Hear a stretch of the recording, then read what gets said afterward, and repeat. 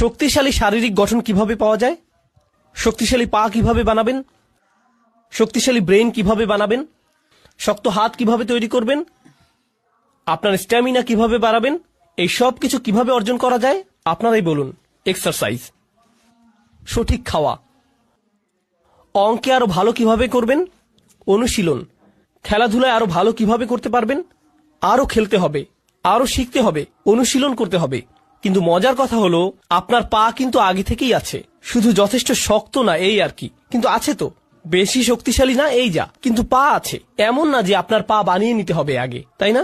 আপনাকে শুধু পায়ের ব্যবহার বাড়াতে হবে, দৌড়াতে হবে। যত দৌড়াবেন ততই শক্ত হবে, ততই স্ট্যামিনা বাড়বে। আপনার ফুসফুস তো আগে থেকেই আছে, কিন্তু ধারণ ক্ষমতা যথেষ্ট নেই। ট্রেডমিলে 3 মিনিট দৌড়ানোর পরেই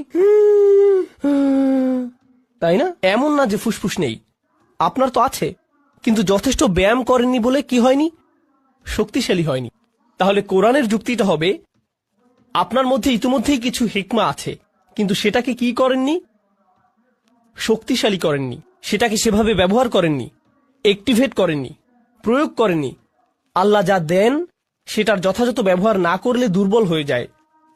আল্লাহ আমাকে চোখ দিয়েছেন, একটি চোখ টেপ মেরে বন্ধ করে রাখি 6 মাস, গ্যারান্টি দিয়ে বলতে পারি সেই চোখটি অন্ধ হয়ে যাবে। ব্যবহার না করলে হারাবেন। যেসব রোগী কোমাতে পড়ে থাকে 6 মাস বা বছর যাবত, সুস্থ হবার পর দাঁড়াতে পারে না, কারণ মাসল অ্যাট্রফি হয়ে গেছে, পেশিগুলোর ব্যবহার করা হয়নি। তাই আল্লাহ আমার ভেতরে কিছু একটা দিয়েছেন, ভালো সিদ্ধান্ত নেবার ক্ষমতা দিয়েছেন, আমাকে আগে থেকেই দিয়েছেন, কিন্তু সেটার ব্যবহার আমি করছি না। আর যত কম ব্যবহার করব সেই ক্ষমতা ততই দুর্বল হতে থাকবে।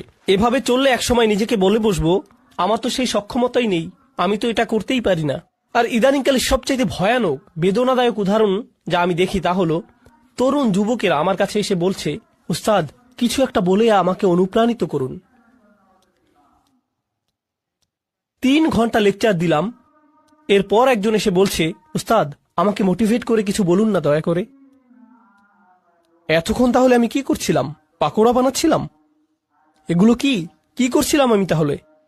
কিন্তু এরপর নিজে নিজেকে প্রশ্ন করলাম, যখন ওরা বলে যে আমাদের মোটিভেট করুন বা আমার মোটিভেশন দরকার, প্লিজ কিছু বলে আমাদেরকে অনুপ্রাণিত করুন, এরপর দেখুন এই যে এখন তো ইসলামিক মানে ইদানিংকালে মানুষ কিভাবে ইসলামকে গ্রহণ করছে, কিভাবে আমরা ইসলাম শিখছি 30 সেকেন্ডে টিকটক মোটিভেশন দেখে, তাই না?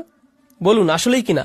মুফতি মেঘ কিছু একটা বলবেন বা আমি কিছু বলবো বা আরেকজন কিছু একটা বললো আর আপনি মোটিভেটেড হয়ে গেলাম, এমনটাই না? এরপর আবার ডিমোটিভেটেড হয়ে যায়, আমার আবার মোটিভেশন লাগবে। জানেন এসব কি? এই সবই আসলে হিকমতের স্বল্পতা।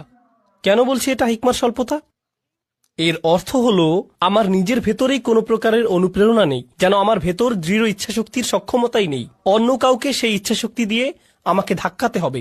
অন্য কেউ এমন না করলে আমি নিজে আগাতে অক্ষম। আমার অন্য কারো অনুপ্রেরণা দরকার, অন্য কারো আমাকে ধাক্কানো দরকার। আমি নিজে নিজে ভাবলাম যে আল্লাহ যখন কোরআনে আসহাবুল কাহাফদের কথা বলেন, গুহার ভেতরকার সেই যুবকদের কথা বলেন, তাদের অনুপ্রেরণা কে ছিল? কে অনুপ্রেরণা দিয়েছিল?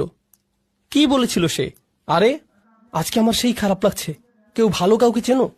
দাঁড়াও পাহাড়ে উঠতে উঠতে দেখি টিকটকে কোনো মোটিভেশনাল ভিডিও পাই কিনা। পাহাড় বেশি উচ্চ তো এই জন্য। তাদেরকে কি মোটিভেট করেছিল? তাদের ভেতরেই শক্তিশালী এমন কিছু ছিল যা দিয়ে পুরো সমাজকে তারা চ্যালেঞ্জ করেছিল, সেই তরুণ বয়সেই, তাই না? বলুন।